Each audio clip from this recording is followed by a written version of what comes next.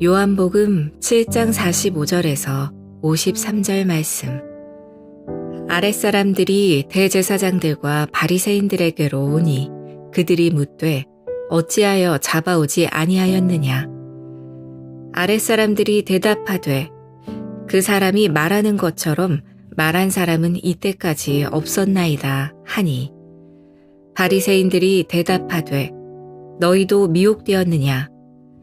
당국자들이나 바리새인 중에 그를 믿는 자가 있느냐. 율법을 알지 못하는 이 무리는 저주를 받은 자로다.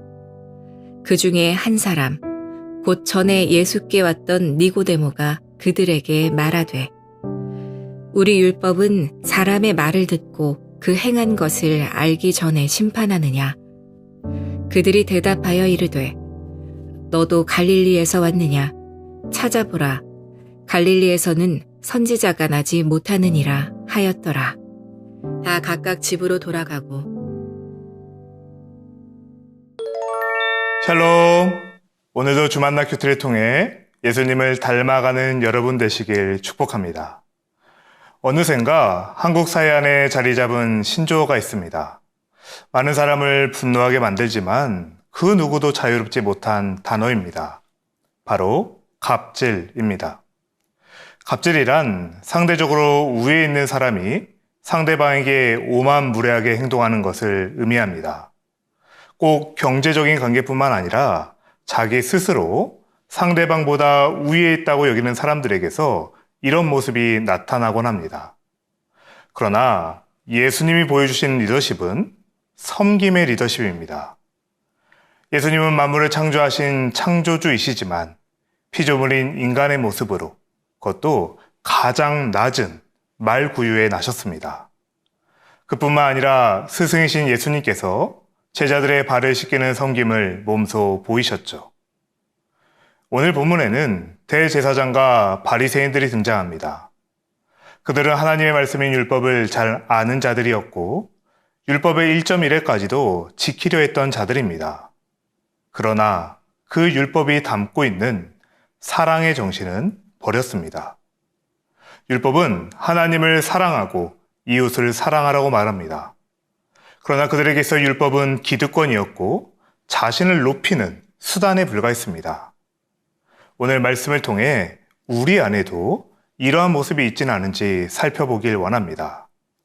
첫째, 말씀은 낮은 곳으로 흘러갑니다. 앞서 대제사장과 바리새인들은 예수님을 체포하고자 아랫사람들을 보냈습니다. 이들은 높은 지위에 있었고 부릴 수 있는 아랫사람들이 있었습니다. 그런데 예수님을 잡으러 갔던 이들이 빈손으로 돌아옵니다. 그래서 왜 예수를 잡아오지 않았는지 물었고 다음과 같은 대답을 듣게 됩니다. 46절, 아랫사람들이 대답하되 그 사람이 말하는 것처럼 말한 사람은 이때까지 없었나이다.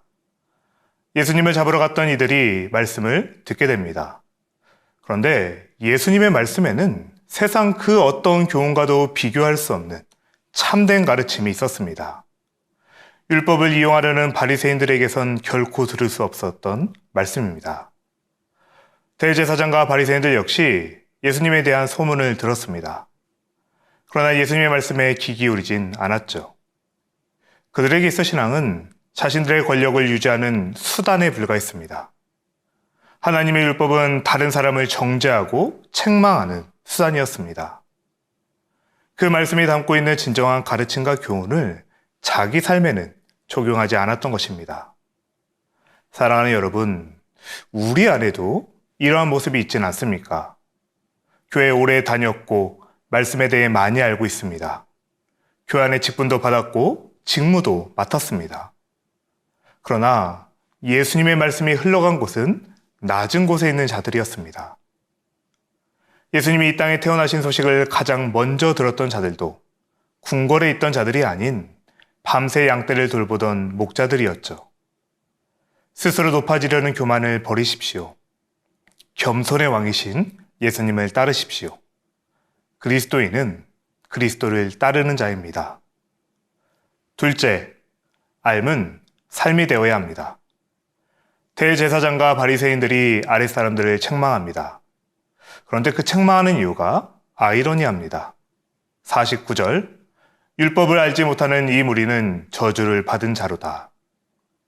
아랫사람들이 율법을 모르기에 저주받은 자라고 책망합니다. 정말 그렇습니까? 지금 율법을 모르는 자가 누구입니까? 구약의 율법은 우리의 그 어떤 행실로도 결코 깨끗해질 수 없음을 알려줍니다. 수많은 제사를 드리고 수없이 많은 제물을 바쳐도 우리 안에 있는 죄는 해결되지 않습니다. 그래서 이 죄의 문제를 해결하기 위해 메시아, 구원자가 오실 것을 수없이 알렸습니다. 그런데 이들은 자신들 앞에 약속된 메시아가 계심에도 이를 인정하지 않습니다. 즉, 율법을 알지 못한 것은 아랫사람들이 아니라 그들을 책망하고 있는 대제사장과 바리새인들이었던 것입니다. 물론 그들은 율법을 지식적으로는 잘 알았습니다. 그러나 그 율법의 가르침을 자기 삶에 적용하진 않았죠. 만약 아내가 남편에게 다음과 같이 말했다고 생각해 보십시오. 나 잠깐 나갔다 올게. 아이 좀 봐줘. 그래서 남편은 멀찍이 서서 아이를 1시간 내내 지켜봅니다. 아이가 위험한 행동을 하는데도 아내의 말대로 그저 지켜보기만 합니다.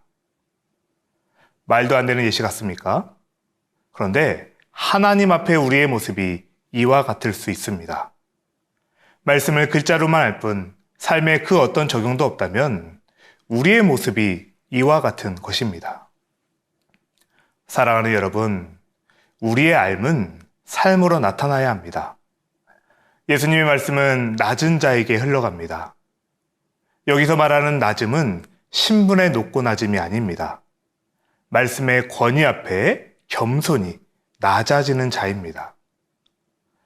바리새인들은 아랫사람들이 율법을 모른다고 책망했지만 그 율법의 교훈을 버린 것은 그들 자신이었습니다.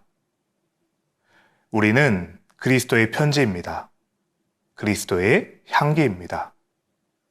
편지는 전해져야 하고 향기는 퍼져야 합니다. 우리의 삶으로 예수님을 드러내고 나타내는 여러분 되시길 축복합니다. 겸손의 왕이신 예수님을 따라 그 누구보다 높은 하나님의 자녀이지만 그 누구보다 낮은 곳에서 사랑하며 섬기는 저와 여러분 되시기를 주님의 이름으로 축복합니다. 기도하겠습니다. 하나님, 낮은 나를 살리신 은혜를 감사합니다. 겸손의 본을 보이신 예수님을 따라 살게 하옵소서. 말씀을 아는 만큼 삶으로 살아내기 원합니다. 예수님의 이름으로 기도합니다. 아멘.